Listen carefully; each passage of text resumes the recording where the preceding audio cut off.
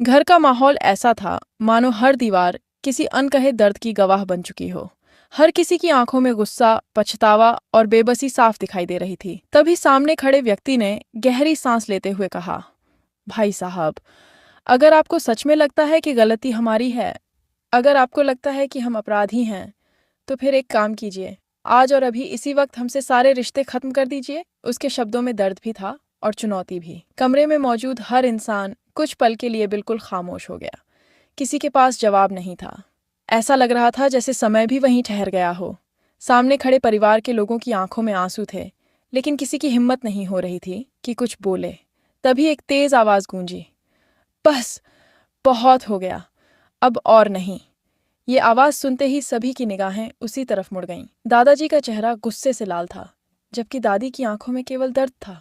उन्हें समझ नहीं आ रहा था कि जिस परिवार को उन्होंने बरसों तक प्यार से जोड़ा, आज वही परिवार उनकी आंखों के सामने बिखर क्यों रहा है। इतने में अचानक छोटा विहान दौड़ता हुआ आया। उसकी मासूम मुस्कान ने पल भर के लिए पूरे माहौल को बदल दिया। उसने बिना कुछ सोचे दादाजी और दादी को कस कर गले लगा लिया। उसकी मासूम आवाज पूरे कमरे में गूंज उठी, दादू, दादी, आप लोग ठीक हो ना? दोनों की आंखों से आंसू बह निकले। विहान ने फिर मासूमियत से कहा, मम्मा ने आप सबको बचा लिया ना। मम्मा ने मुझसे प्रॉमिस किया था कि वो आप सबको बचा लेगी, और मेरी मम्मा अपना हर प्रॉमिस निभाती है। यह सुनते ही वहां मौजूद हर इंसान एक दूसरे का चेहरा देखने लगा। कुछ पल पहले तक जो लोग एक दूसरे पर आरोप लगा रहे थे, अब उसी बच्चे की बातों ने उन्हें सोचने पर मजबूर कर दिया। क्या सचमुच उस माँ ने सब कुछ अपने परिवार को बचाने के लिए किया था, या फिर इस कहानी के पीछे कोई ऐसा राज छिपा था जिसके बारे में अभी तक किसी को पता ही नहीं था? विहान ने एक एक करके सबको गले लगाया।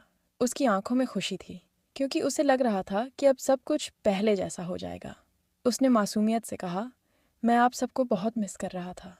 ये सुनते ही दादी ने उसे अपनी बाहों में भर लिया और बोली, बेटा, हमने भी तुम्हें बहुत याद किया। पूरे कमरे का माहौल भावुक हो गया।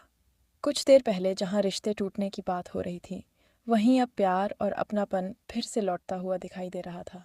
लेकिन हर किसी के मन में एक सवाल अभी भी बाकी था।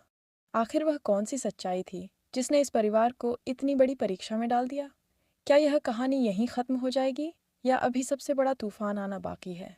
उसी समय परिवार के कुछ सदस्य आगे बढ़े और शांत स्वर में बोले, हम लोग यहाँ सिर्फ विहान का ध्यान रखने के लिए रुके थे। अब जब आप सब वापस आ गए हैं, तो हमें चलना चाहिए। उनकी आवाज में अपनापन था, लेकिन कहीं ना कहीं एक दूरी भी महसूस हो रही थी। उन्होंने सभी को हाथ जोड़कर नमस्ते किया। सामने से जवाब आया, जी, आप लोग अपना ध्यान रखिए, आराम कीजिए, फिर आराम से बैठकर बात करेंगे। माहौल थोड़ा सामान्य होने लगा, लेकिन हर चेहरे पर अधूरी बातें साफ झलक रही थीं। ऐसा लग रहा था जैसे किसी ने अपनी भावनाओं को जबरन छिपा रखा हो। जाते जाते सबने एक दूसरे को विदा कहा, समधी जी, समधन जी, दामाद जी, नमस्ते। फिर बच्चों की मासूम आवाज़ सुनाई दी, बाय नानी, बाय नानू, बाय बेटा। हर कोई मुस्कुराने की कोशिश कर रहा था, लेकिन उन मुस्कानों के पीछे छिपे दर्द को कोई नहीं छिपा पा रहा था। गाड़ी धीरे धीरे घर से बाहर निकल गई, लेकिन उसके साथ कई अनसुलझे सवाल भी पीछे छोड़ गई। घर का दरवाज़ा बंद हुआ, और उसी पल कैमरा एक ऐसे चेहरे पर ठहर गया जिसकी आंखों में बेचैनी साफ दिखाई दे रही थी।